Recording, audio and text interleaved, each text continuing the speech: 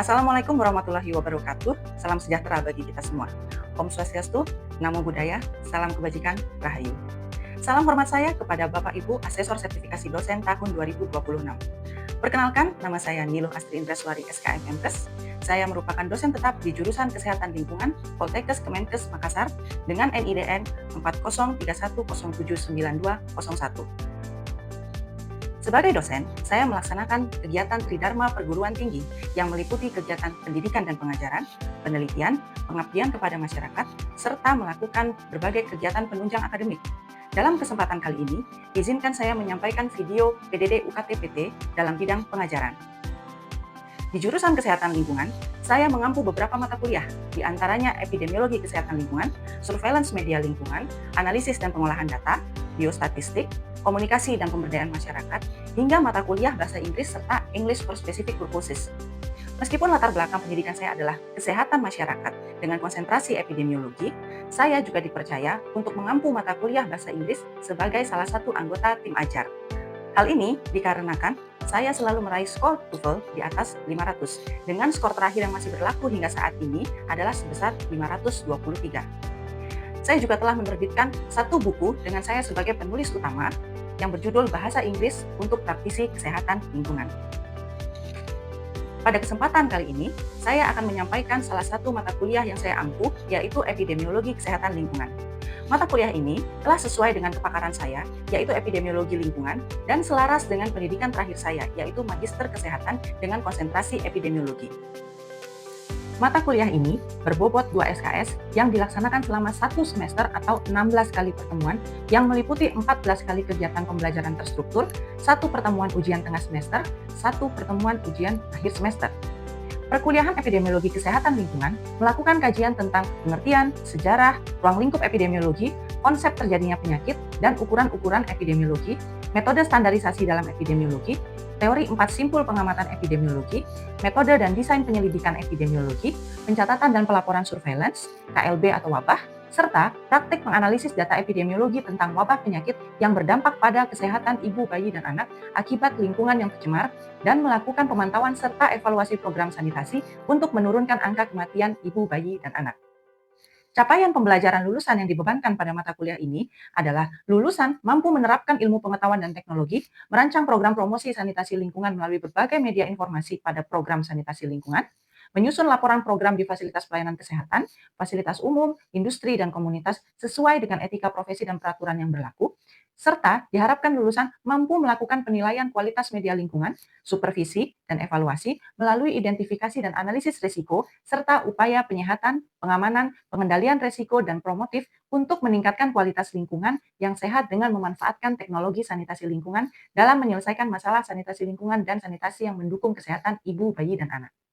Selanjutnya, capaian pembelajaran mata kuliah yang ditetapkan untuk mata kuliah ini adalah: yang pertama, mahasiswa mampu memahami konsep epidemiologi penyebab penyakit; yang kedua, mahasiswa mampu memahami ukuran-ukuran epidemiologi; yang ketiga, mahasiswa mampu menjelaskan standarisasi dalam epidemiologi; yang keempat, mahasiswa mampu memahami simpul pengamatan epidemiologi lingkungan dan studi atau penyelidikan epidemiologi; yang kelima, mahasiswa mampu melakukan pencatatan dan pelaporan surveillance (KLB) atau wabah; yang keenam, mahasiswa mampu melakukan studi epidemiologi tentang dampak buruk sanitasi lingkungan terhadap angka kejadian stunting pada anak. Yang ketujuh, mahasiswa mampu menganalisis data tentang wabah penyakit yang berdampak pada ibu, bayi, dan anak akibat lingkungan yang tercemar. Serta capaian yang kedelapan adalah mahasiswa mampu melakukan pemantauan dan evaluasi program sanitasi lingkungan untuk menurunkan angka kematian ibu dan bayi. Agar dapat memenuhi capaian pembelajaran tersebut, materi disusun secara sistematis dan berjenjang. Adapun yang dapat menjadi referensi adalah buku di mana saya menjadi salah satu penulisnya, yaitu buku Surveillance Media Lingkungan, serta salah satu penelitian saya yang dijadikan acuan dalam mata kuliah ini adalah penelitian mengenai analisis hygiene perorangan terhadap keberadaan telur cacing pada kuku siswa SD Negeri Pampang di Kota Makassar yang diterbitkan pada Jurnal Kesehatan Lingkungan Sululipu terakreditasi Sinta 4. Proses pembelajaran juga didukung oleh berbagai platform digital, yaitu Siakat, Edlink, dan CBT atau Computer Based Test. Dalam setiap proses pembelajaran yang saya lakukan di kelas, saya menggunakan metode delivery, interaction, dan juga assessment. Pada aspek delivery, di sini menekankan pada cara yang saya lakukan dalam menyampaikan materi yang telah direncanakan dalam LPS. Materi disampaikan melalui metode ceramah interaktif dengan media PowerPoint presentation, serta metode diskusi dan studi kasus. Terdapat beberapa bahan ajar yang telah kami sediakan, meliputi buku referensi, buku ajar, dan juga video pembelajaran. Serta beberapa bahan kuliah yang telah terintegrasi dengan luaran penelitian dan pengabdian masyarakat yang telah kami laksanakan. Seluruh rujukan tersebut kami sematkan tautannya di dalam RPS dan juga di aplikasi pembelajaran yang digunakan oleh mahasiswa. Sehingga setiap mahasiswa dapat mengakses materi yang telah disampaikan dari manapun dan kapanpun mereka membutuhkannya. Selanjutnya pada aspek interaction, di mana saya sebagai dosen bukanlah pusat utama dalam pembelajaran. Lebih dari itu ada interaksi yang terjadi dalam proses pembelajaran antara saya dengan mahasiswa. Tujuan dari interaksi tersebut adalah untuk menciptakan lingkungan belajar yang komunikatif, partisipatif, dan juga kolaboratif, sehingga nantinya mahasiswa diharapkan dapat lebih aktif bertanya, berdiskusi, memberikan pendapat, atau menyelesaikan permasalahan secara bersama-sama. Metode berikutnya yang saya gunakan yaitu metode assessment atau penilaian. Metode ini saya gunakan untuk mengukur tingkat pencapaian kompetensi mahasiswa terhadap setiap capaian pembelajaran yang telah ditetapkan. Selain UTS dan UAS, asesmen yang saya lakukan pada mata kuliah ini mencakup berbagai bentuk evaluasi seperti kuis, studi kasus, tugas individu maupun kelompok, serta presentasi. Adapun pembobotan setiap evaluasi hasil pembelajaran adalah UTS sebesar 30%, UAS 30%, tugas 20%, soft skill 10%, dan sikap 10%. Untuk menciptakan suasana evaluasi yang fun dan tidak menakutkan bagi mahasiswa, saya memanfaatkan platform Quizzes atau yang kini dikenal dengan nama Wayground. Selain kesan menyenangkan, penggunaan platform tersebut juga dapat langsung memberikan umpan balik kepada mahasiswa. Demikian metode yang saya terapkan dalam setiap proses pembelajaran mata kuliah, dengan harapan setiap mahasiswa dapat memenuhi atau bahkan melampaui setiap capaian pembelajaran yang telah dibebankan dalam mata kuliah. Untuk selanjutnya, saya akan menyampaikan video singkat penyampaian materi mata kuliah epidemiologi kesehatan lingkungan pada pertemuan ke-9, yaitu mengenai simpul pengamatan epidemiologi lingkungan. Semoga video ini dapat memberikan gambaran yang jelas terkait gambaran proses belajar mengajar di kelas yang biasa saya lakukan pada setiap pertemuan. Saran dan penilaian positif dari Bapak Ibu Asesor sangat saya harapkan demi proses peningkatan kompetensi dan juga pengembangan diri saya sebagai dosen khususnya dalam Dharma di bidang pengajaran. Atas waktu dan perhatiannya, saya ucapkan terima kasih dan selamat menyaksikan. Baik, Assalamualaikum warahmatullahi wabarakatuh. Waalaikumsalam warahmatullahi wabarakatuh. Oke, selamat siang semuanya. Siang. Bagaimana kabarnya hari ini? Baik. Sehat-sehat semua? Sehat. Oke, baik, alhamdulillah. Jadi melihat dari ekspresi kalian, jawaban yang masih semangat, saya yakin kalian semua di sini sehat ya dan siap untuk mengikuti perkuliahan pada siang hari ini. Oke, baik.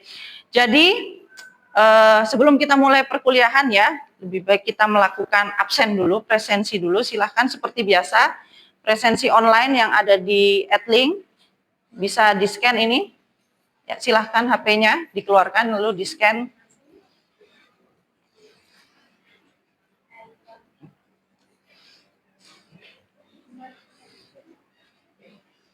Yang di belakang bisa ter-scan, oke. Baik, sudah semua? Sudah. Oke, ini masih ada yang belum. Sip, oke. Nah, baik, kita lanjut.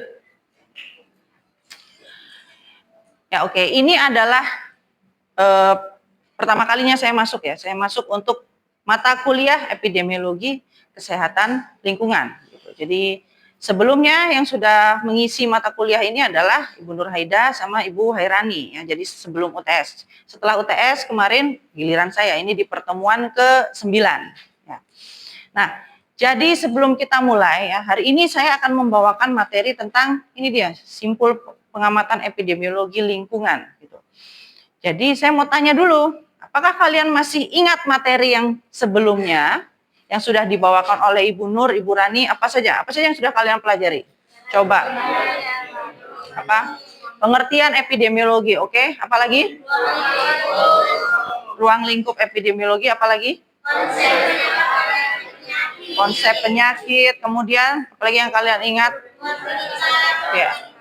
Morbiditas, mortalitas, oke, berarti angka-angka atau ukuran kesakitan dan kematian pada epidemiologi ya. Baik, itu adalah konsep dasar EPID ya, yang tidak boleh kalian lupakan. Karena selama ini jalannya perkuliahan sampai nanti istilah-istilah itu akan terus muncul gitu. Jadi jangan sampai di tengah jalan kalian mendadak ngeblank begitu, tidak nyambung. Apa itu sih mortalitas, apa itu morbiditas ya. Jadi saya harapkan itu diingat baik-baik. Ya. Kalau kita mendengar kata simpul, apa sih yang terlintas di benak kalian? Simpul itu apa? Coba. Tali, apa? Ikatan. Ikatan apakah ini? Simpul apalagi?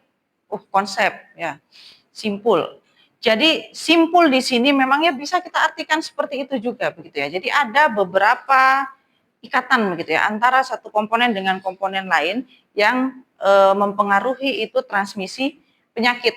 Ya, di mana itu ditransmisikan oleh lingkungan. Ya.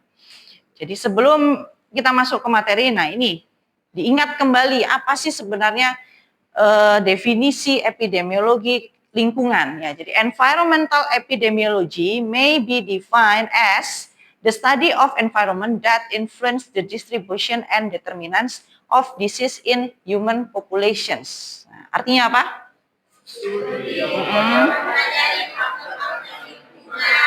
Jadi ya simpelnya seperti itu ya. Jadi sebuah studi yang mempelajari tentang bagaimana itu lingkungan ya mempengaruhi distribusi kejadian suatu penyakit di populasi.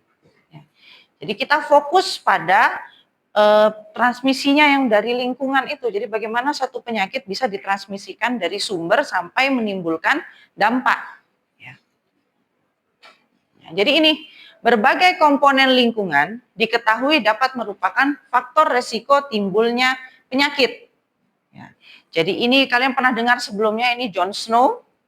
Jadi beliau ini terkenal sekali kalau kita bicara epidemiologi, merupakan satu tokoh yang cukup terkenal karena apa? Jadi dulu ya di sekitar tahun 1800-an ada outbreak atau kejadian luar biasa penyakit kolera. Nah, waktu itu sebenarnya belum tahu itu kolera, jadi hanya semacam diare gitu aja kan. Nah, setelah ditelusuri, kenapa ini bisa banyak masyarakat di kota London ini yang sakit seperti ini? Ternyata sumbernya adalah seluruh masyarakat yang sakit itu pernah mengkonsumsi satu sumber air yang sama. Ya. Jadi setelah diselidiki lagi lebih lanjut, ternyata sumber air tersebut memang terkontaminasi. Gitu. Pada saat itu belum diketahui juga kontaminasinya apakah, viruskah, bakterikah. Gitu. Tapi belakangan kan kita tahu bahwa ternyata air tersebut terkontaminasi oleh bakteri Vibrio cholera. Ya. Gitu. Jadi di sanalah ini sumbernya asal muasalnya ya. Jadi ini adalah contoh bahwa komponen lingkungan itu dalam hal ini adalah air bisa menyebabkan suatu penyakit.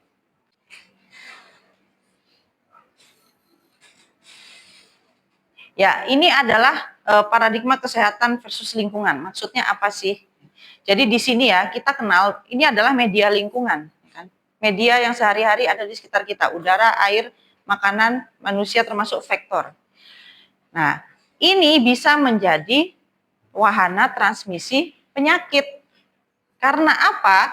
Karena sebenarnya perilaku kita sebagai masyarakatnya, aktivitas kita sehari-hari itu tanpa disadari bisa menyebabkan perubahan terhadap faktor-faktor lingkungan ini. Ya. Jadi aktivitas kita sehari-hari itu pasti menghasilkan limbah, pasti menghasilkan sampah, ya kan? Tanpa sadar itu ada yang terbuang ke badan air atau sengaja dibuang ke sungai begitu misalkan. Nah, itu kan sudah mencemari air ya.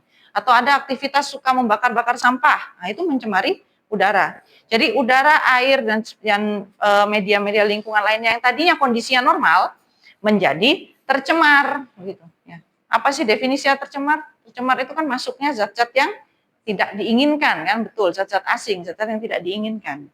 Ya. Dari sanalah akhirnya bisa menimbulkan penyakit.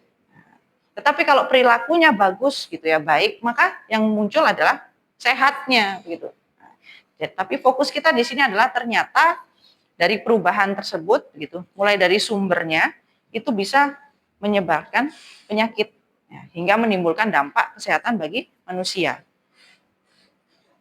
Nah, ya, jadi perubahan pada komponen lingkungan tersebut harus diwaspadai karena mereka perubahan itu ya bisa menjadi vehicle. Komponen-komponen lingkungan itu bisa menjadi apa artinya vehicle? kendaraan, ya kan? Jadi komponen lingkungan air, tanah, udara tadi itu bisa ditumpangi oleh agents penyebab penyakit gitu. Kemudian kita sebagai manusia yang terpapar oleh komponen lingkungan tadi akhirnya tertular penyakit. Ya, jadi kurang lebih begitu konsepnya, oke? Jadi, jika di sekitar agents atau komponen lingkungan itu ada sekelompok manusia, ya, dalam hal ini kan kita ya, maka agents tadi itu bisa masuk ke tubuh manusia melalui jalur, misalkan ini pertama ada jalur pernafasan, jalur pencernaan, ya. Makanya kan kita kenal itu ada penyakit yang ditularkan oleh apa? Penyakit yang ditularkan oleh air. Apa istilahnya? Waterborne disease. Ada penyakit yang ditularkan oleh udara, ada penyakit yang ditularkan oleh makanan. Ya. Jadi karena agents itu ada di sekitar kita dan ini masuk, ya, masuk melalui jalan-jalan berikut ini, jalur-jalur berikut. Ya.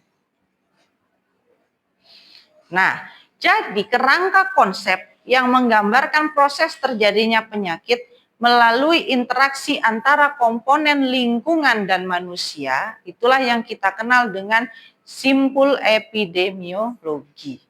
Ya. Simpul epidemiologi ini ada 4.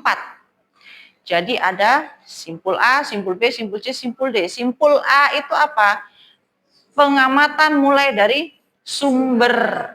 Betul. Jadi kalau sudah terjadi penyakit, kita identifikasi langsung dari sumbernya, kita amati ya. Jadi ini fokusnya kepada agentsnya atau reservoir. Ya. Kemudian simpul B itu adalah media lingkungannya. Jadi kita fokus mengamati pada media transmisinya. Lalu simpul C, kita melakukan pengamatan terhadap host. Ya. Host atau manusia. Kemudian di simpul D, ya, kita melakukan pengamatan terhadap dampak. Jadi dampak yang sudah ditimbulkan oleh akibat ini tadi, ya. Agen penyakit yang sudah bertransmisi melalui lingkungan. Ya, kita mulai bahas satu persatu, mulai dari simpul A ya, simpul A sampai dengan D. Jadi simpul A, ya, studi pada sumbernya. Gitu. Ini kita kenal dengan studi emisi. Tujuannya itu apa? Untuk menentukan sejauh mana potensi bahaya komponen lingkungan yang mungkin ditimbulkan, begitu ya.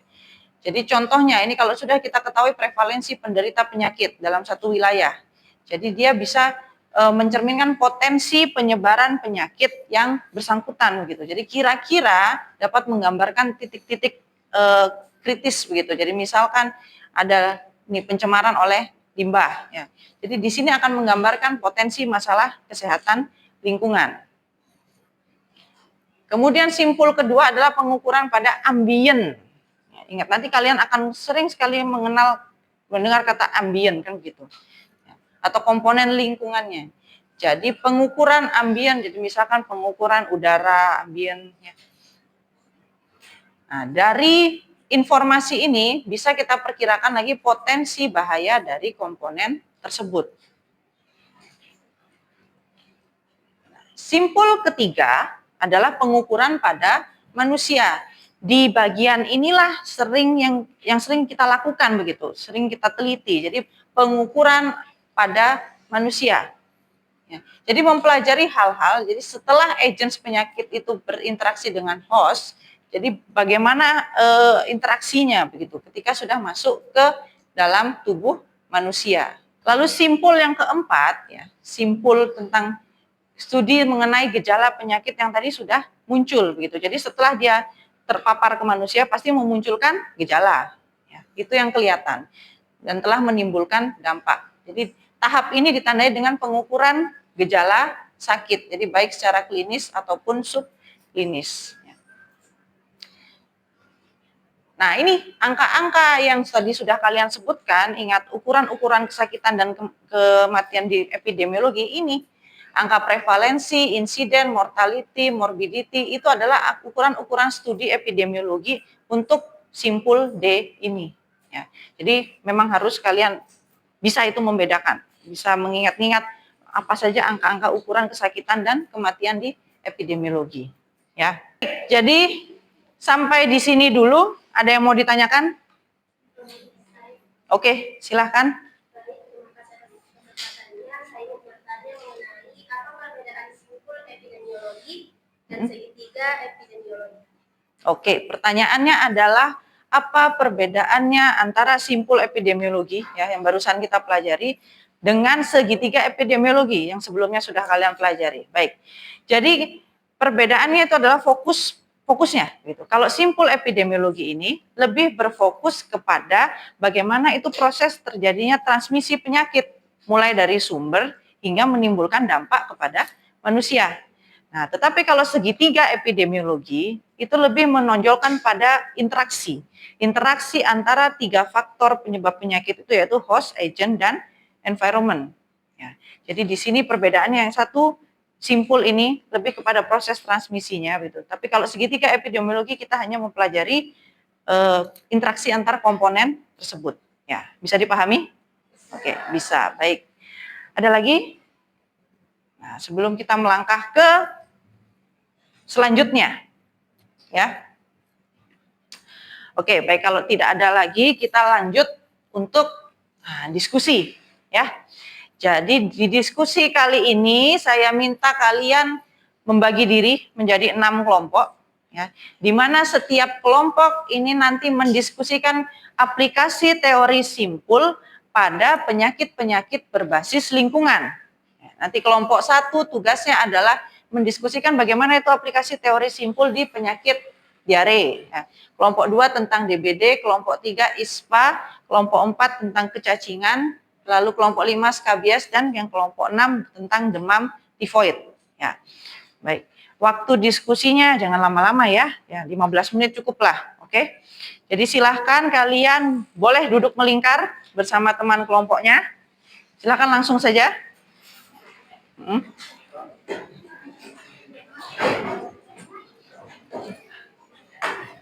Sudah siap semua? Oke, di tempat duduknya silahkan. Jadi 15 menit waktu untuk diskusi, silahkan didiskusikan bersama teman-teman sekelompoknya mulai dari di sini ya. Jadi tadi sudah ya kita sepakati pembagiannya mulai dari kelompok dari yang di sini diare, kemudian DBD, di sana yang ISPA, kecacingan, skabies, dan demam tifoid. Oke, baik, silahkan dimulai diskusinya. Saya beri waktu 15 menit ya.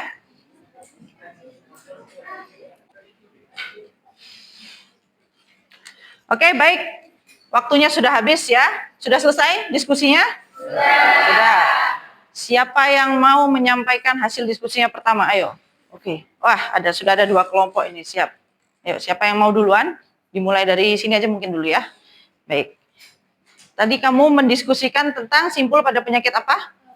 Penyakit diare. Oke, boleh dibacakan hasil diskusinya.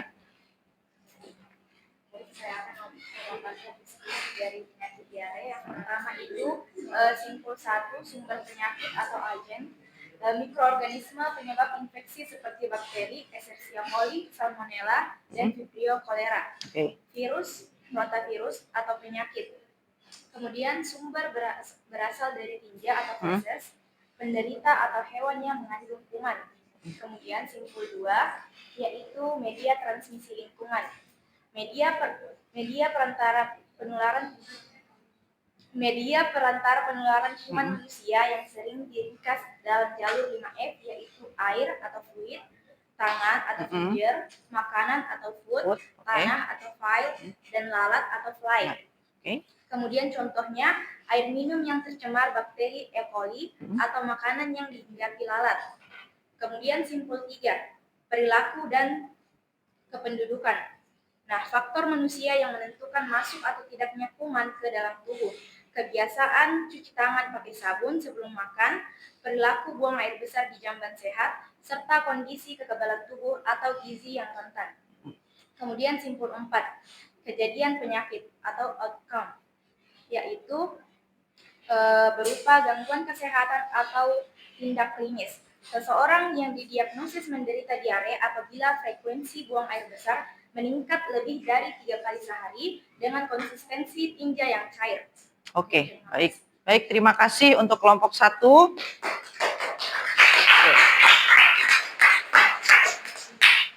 Ya, jadi itu penyampaian dari kelompok 1 yang membahas tentang teori simpul pada diare ya. Bisa dipahami? Oke, aplikasinya. Nah, berikutnya nih tadi kelompok yang angkat tangan di sini. Yang penyakit apa yang dibahas di sini tentang ISPA? Baik, silakan dibacakan hasil diskusinya. Baik, untuk simpul pertama yaitu sumber penyakit. Agen patogen penyebab infeksi seperti virus serta partikel debu atau asap dari celomok dan kendaraan. Simpul 2, media transmisi. Media lingkungan perantara perpindahan antara penyakit yaitu udara bebas atau udara di dalam lingkungan yang tercemar polutan serta kondisi kelembapan dan suhu udara. Simpul 3, perilaku pemajanan. Interaksi manusia dengan media transmisi meliputi kebiasaan merokok di dalam rumah, tidak memakai masker di area berdebu, serta gizi, serta riwayat imunisasi. Simpul 4, kejadian penyakit. Hasil akhir dari interaksi berupa kondisi sehat atau munculnya gejala klinis ISPA pada individu atau masyarakat seperti batuk. Oke, baik. Jadi itu ya teori 4 simpul dari penyakit ISPA. Nah, oke, bisa dipahami untuk kelompok yang lain? Bisa. Baik. Oke. Tangan dulu.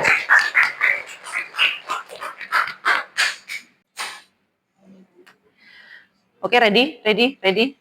Sudah. Kembali dulu fokusnya ke depan. Oke, ceritanya kita sudah selesai diskusi ya. Kembali lagi fokusnya ke depan. Oke, baik. Jadi semua sudah menyampaikan hasil diskusinya ya dari 6 kelompok. Apakah ada yang mau ditanyakan? Jadi sudah cukup jelas? Sudah cukup jelas untuk materi hari ini? Oke, baik. Jadi kalau tidak ada pertanyaan lagi dan kalian merasa sudah cukup paham, mari kita tes. Mari saya tes kalian ya. Sejauh mana kalian sudah memahami materi pada siang hari ini? Oke. Semua sudah biasa dong pakai quizzes ya kan. Quizzes dulu namanya, tapi sekarang berubah menjadi Wayground, oke? Jadi silahkan dikeluarkan HP-nya, dibuka webnya Wayground ya. Jadi kita akan melakukan evaluasi untuk pembelajaran pada hari ini. Ini adalah kodenya. Nah, silahkan sudah ada yang masuk. Oke.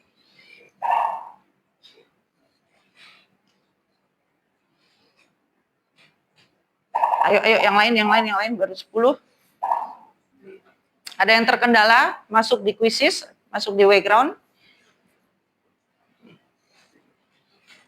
25, baru 25 participants.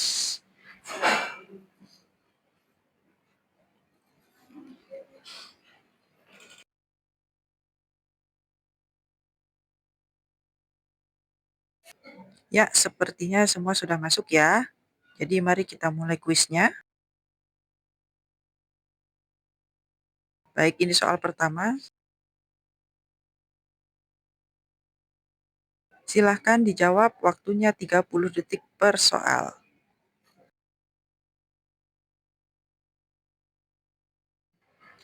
Nah, ini hasilnya ya. Kalau dilihat lebih banyak yang warna hijau daripada yang merah. Berarti semua lebih banyak yang benar ya. Ini hasil rekapitulasinya ya. Bisa dilihat kalian sudah lebih banyak yang menjawab dengan benar. Banyak hijaunya, sedikit merahnya. Sampai di sini apakah ada yang ingin ditanyakan? Dilihat dari hasilnya sepertinya kalian sudah cukup paham ya untuk materi hari ini. Saya harap materi hari ini bermanfaat dan selalu kalian ingat ya. Baik, minggu depan kita lanjut ke pertemuan ke-10 dengan materi penyelidikan epidemiologi. Ya, saya akhiri pertemuan hari ini. Mohon maaf jika ada kekurangan dan terima kasih atas perhatiannya.